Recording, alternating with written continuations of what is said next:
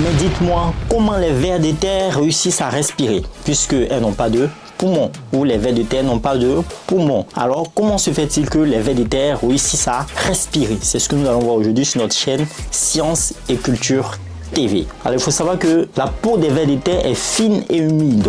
Alors, ce qui permet au gaz de pénétrer à travers elle. Il faut savoir que si les vers de terre réussissent à respirer, c'est grâce à leur peau. C'est ce qu'on appelle de la respiration cutanée. D'accord? Cette caractéristique est cruciale car elle leur permet de respirer sans avoir de poumons. Donc, elles respirent à travers leur peau. Ça veut dire qu'il y a échange de gaz dans leur peau parce que l'être humain, il a des poumons, il respire, il absorbe de l'oxygène et il rejette du CO2. Donc, comment est-ce que les vers de terre font? On va expliquer ça. Lorsque les vers de terre respirent, le dioxygène présent dans l'air dissous, dans l'eau ou dans le sol pénètre à travers leur peau et se diffuse dans leur système circulatoire. Rappelons-nous, lors de notre vidéo sur le dioxygène, on avait dit qu'il y avait de l'oxygène dans l'air, du dioxygène dans l'eau et du dioxygène dans le sol. Donc, si les vers de terre se trouvent dans le sol, elles peuvent bénéficier du dioxygène.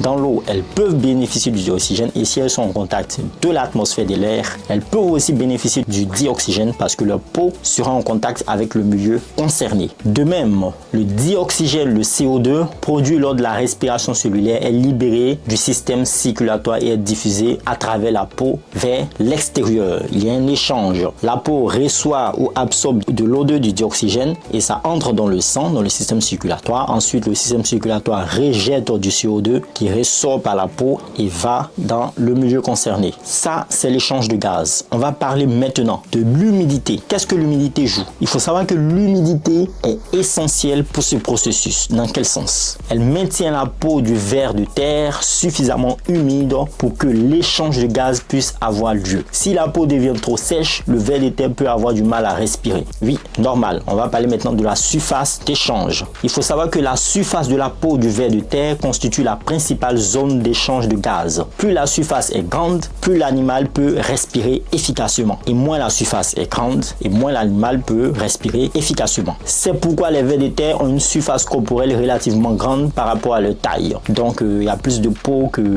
eux-mêmes. Il faut savoir aussi que à l'intérieur du corps du ver de terre, l'oxygène absorbé par la respiration cutanée est utilisé dans la réaction cellulaire pour produire de l'énergie, tandis que le dioxyde de carbone est produit comme sous-produit de ces réactions et est rejeté à l'extérieur dans le milieu concerné, soit dans l'eau, soit dans l'air ou soit dans le sol, en fonction de où le ver de terre se situera. Il faut savoir aussi que l'activité physique des vers de terre, telle que le mouvement à travers le sol, stimule également leur respiration. Lorsqu'ils se déplacent, ils augmentent la circulation de l'air autour de leur peau, favorisant ainsi l'échange des gaz. Vous savez maintenant comment est-ce que l'oxygène pénètre dans le système circulatoire du ver de terre, parce que les vers de terre n'ont pas de poumons, mais réussissent à respirer grâce à leur peau. Portez-vous bien, faites le plein de savoir. J'espère que vous avez appris énormément de choses. Peace out.